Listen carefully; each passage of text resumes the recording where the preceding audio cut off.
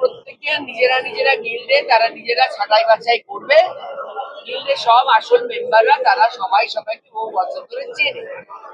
ছাঁটাই বাছাই করার পর সুন্দর করে একটা সবার মধ্যে ভালো ইলেকশন হবে।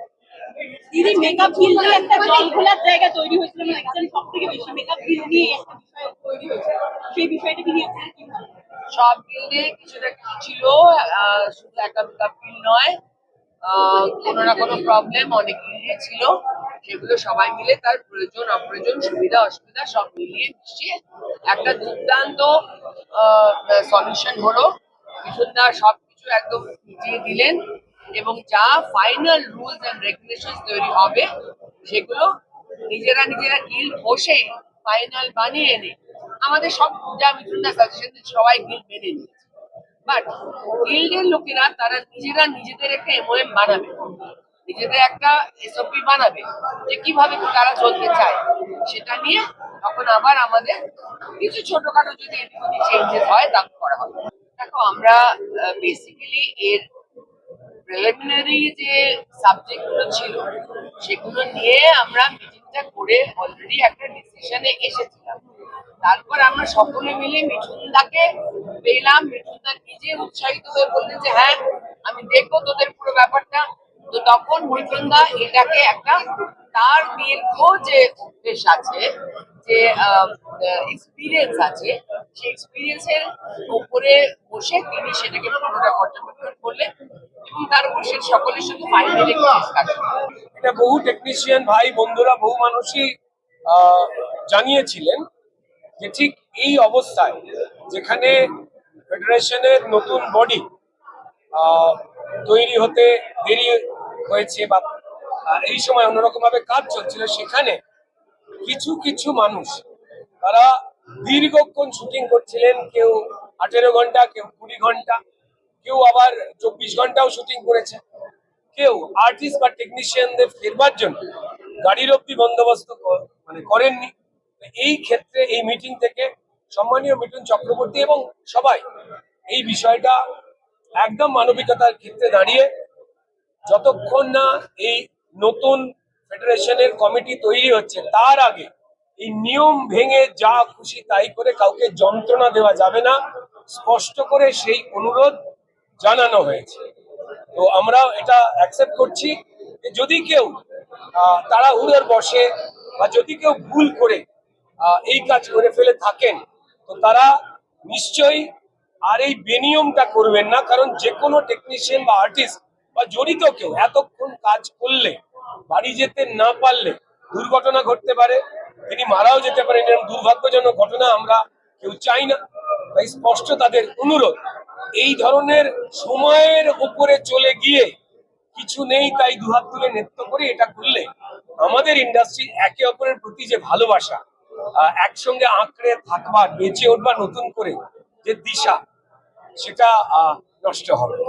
এমনটা যাতে না হয়। আমরা অ্যাডভাইজারি কমিটি আমরা প্রত্যেকেই বসছিলাম, নিজেরা আলোচনা করছিলাম এবং তথ্য সংস্কৃতি দপ্তরে প্রতি অফিসার, প্রতি আধিকারিক, তারা আমাদের টেকনিশিয়ান হোক, প্রডিউসার্স হোক, আর্টিস্ট হোক, প্রযোজক হোক, সবার সঙ্গে কথা বলে কিভাবে সমস্যাটা কাটানো যায়, যে একটা অচলাবস্থা এবং অচলায়তনের চাপিয়ে দেওয়ার নিয়ম তৈরি করে বাংলা ফিল্ম ইন্ডাস্ট্রির ক্ষতি করা প্রায় হয়ে যাচ্ছিল, সেখান থেকে বেরোতে চাইছিলেন। আমরা এই কাজ করছিলাম। সম্মানীয় মুখ্যমন্ত্রী তিনি কদিন আগে আপনারা জানেন যে উত্তম কুমারকে নিয়ে আমাদের যেদিন ঘোষণা দেওয়া হলো, আমাদের টলিগঞ্জের সবাই যেখানে প্রায় এসেছিলেন, সেই দিন কিন্তু মঞ্চ থেকে সম্মানীয় মিঠুন চক্রবর্তী যে কথাটি তোলেন এই ইলেকশনে আমাদের ফেডারেশনই থাকবে এবং সেই ইলেকশন হবে এবং সেটাকে সম্মানীয় মুখ্যমন্ত্রী এই বিষয়ে একদম সম্পূর্ণ সম্মতি দেন।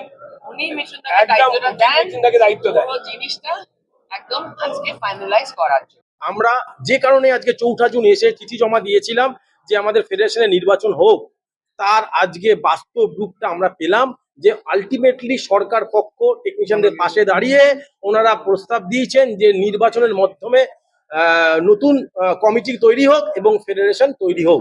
সেটা আমরা মান্যতা দিয়েছি এবং মেনেছি। আমরা সবকটা গিল্ডের প্রতিনিধি এসে মেনেছি এবং আমাদের তরফ থেকে প্রস্তাব গেছে যে সরকারি আধিকারিকের মাধ্যমে, এটা প্রস্তাব আমরা দিয়েছি, মাধ্যমে নির্বাচন হবে। কোনো গিল্ডের সেক্রেটারি বাইরে থেকে কোনো ইলেকশন কমিশন হায়ার করতে পারবে না। সরকারি আইনসি এর যারা কর্মী আছেন, সরকারি আধিকারিকদের মাধ্যমে আগামী দিনে প্রত্যেকটা গিল্ডের নির্বাচন হবে। তাতে কারোর কোনো বলার জায়গা থাকবে না অমুক গিল্ডের সেক্রেটারি কার্টুনের মাধ্যমে এসছে। সেটা আজকে হয়েছে, আমরা প্রস্তাব দিয়েছি এবং সরকার সেটাকে অ্যাকসেপ্ট করেছে। তার মানে আমরা ঠিক বলি তাই আমরা প্রস্তাব দিয়ে না দিতাম না। এবং আজকে যে এই লড়াই কিন্তু আমরা 4ঠা জুনের পরে লড়াই করছি না। কেউ যদি চায় আপনাদের ডকুমেন্টস দেবো, আমরা লড়াইটা 4ঠা জুনের আগে থেকেই লড়ছিলাম। সেই কারণে স্বাস্থ্যসাথী শিবির হয়েছে, সেই সময় দীপক অধিকারীও আমাদের প্রচুর হেল্প করেছে, আপনারা দেখেছিলেন। কিন্তু এই লড়াইয়ের আজকে আমাদের বাস্তব মহানায়ক যদি কাউকে বলতে পারেন আমাদের মধ্যে, সেটা রুদ্রনীল ঘোষ। রুদ্রনীল ঘোষ যদি আমাদের পাশে না থাকতেন, তাহলে আজকে এই লড়াই আমরা জয়লাভ হতে পারতাম না। আজকে দিনের পর দিন টেকনিশিয়ানদের নামে এফআইআর হয়েছে, ভুয়ো মামলা হয়েছে। উনি থানায় বলেছেন, আমাদের পাশে দেখেছেন, রাত্রি 3টে 4টে অবধি উনি আমাদের সঙ্গে কথা বলেছেন, দিনের পর দিন সেই সমস্ত আছে। তো ওনাকে কোনো টেকনিশিয়ানরা কোনোদিন আমরা ভুলতে পারবো না। আজকে ফেডারেশনের জন্ম 1969 সালে, আজকে ফেডারেশনের পুনর্জন্ম হলো, তার মহানায়ক হচ্ছে আমাদের রুদ্রনীল ঘোষ। উনি না থাকলে আমরা এই লড়াইয়ের শক্তিও পেতাম না, এতদূর আসতেও পারতাম না। প্রত্যেকটা লড়াইয়ের কেউ না কেউ মাধ্যম থাকে, আমাদের মাধ্যম রুদ্রদা। এবং আমরা চাই না আগামী দিনে ইন্ডাস্ট্রিতে কোনো রকম রাজনৈতিক ব্যক্তিত্ব থাকুক। আমরা সবাই চাই আগামী দিনে ইন্ডাস্ট্রির লোক যারা রাজনীতির সঙ্গে যুক্ত, যারা ইন্ডাস্ট্রির পালস বোঝে, তারাই টেকনিশিয়ানদের মাথায় থাক। রুদ্রদা, দেবদা, বুম্বাদা, জিতদা, হিরণদা, রূপাদি। এবং রূপাদিরও ভূমিকা অনস্বীকার্য। রূপাদিও প্রত্যেকটা বিষয় আমাদের পাল্টে ছিল। শুধু রুদ্রদার নাম বললে আমরা অনেককে হয়তো নাম মিস করে যাচ্ছি, সেটা যেন কেউ না খারাপ ভাবে। অনেকের অবদান ছাড়া আজকে নতুন করে ফেডারেশন তৈরি হতো না। আর ফেডারেশন না থাকলে এই ইন্ডাস্ট্রির যে অচলাবস্থা একটা তৈরি করার চেষ্টা চলছিল, সেটা কিন্তু আরো বাড়তো। আজকে সেই অচলাবস্থাটা থেকে 4 জন, আপনি একজনের নাম বাদ দিলেন, পাপি অধিকারীর নাম, তিনিও ছিলেন অ্যাডভাইসারি বোর্ড, কিন্তু তার নাম বাদ গেল। সেটা আমরা বুঝতে পারবো না। ওটা আমাদের বিচার্য বিষয়। বললেন না, এই যে একজনকে বললেন ধন্যবাদ জানালেন, পাপি অধিকারীর নামটা এলো না। পাপিয়াদি আজকে আসেননি, তাই পাপিয়াদি থাকে নিশ্চয়ই পাপিয়াদির নামটা বলতাম না। পাপিয়াদিও ধন্যবাদ। পাপিয়াদি তো আমাদের লোকাল এমএলএ, নিশ্চয়ই লোকাল বিধায়িকা। ওনার প্রতি আমাদের রেসপেক্ট আছে, কেন ওনার কাছে সব তথ্য সঠিকভাবে যায়নি। আজকে যদি কারোর নামে কিছু লোক এলিগেশন দিতেই পারে, সেটা তো প্রমাণ সাপেক্ষ। আমিও তো আপনার নামে এলিগেশন দিতাম, সেটা প্রমাণ করতে হবে। তাই অনেকে ওনাকে ভুল বুঝিয়েছে, উনি হয়তো ভুল বুঝেছে।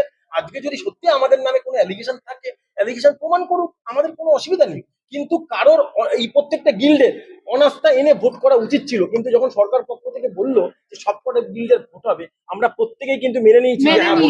আমরা কিন্তু কেউ বলিনি যে আমরা ইলেকশন চাই না। ইলেকশন চাই, আমরা সিলেকশন চাই না। কিছু মানুষ ভোটের পরে কোনো জামা চেঞ্জ করে তাদের বক্তব্য ছিল আমরা ইলেকশন চাই না, সিলেকশন চাই। সেই সব অসাধু মানুষদের বলছি, আগামী দিনে ভোট আছে, আপনারা সরকারি আধিকারিক থাকবে, প্লিজ আপনারা এসে নমিনেশন দিবেন। আর আপনারা কাদা মাখাতে পারবেন না, আপনাদের কাদা মাখার জায়গাটা আমরা বন্ধ করে দিচ্ছি।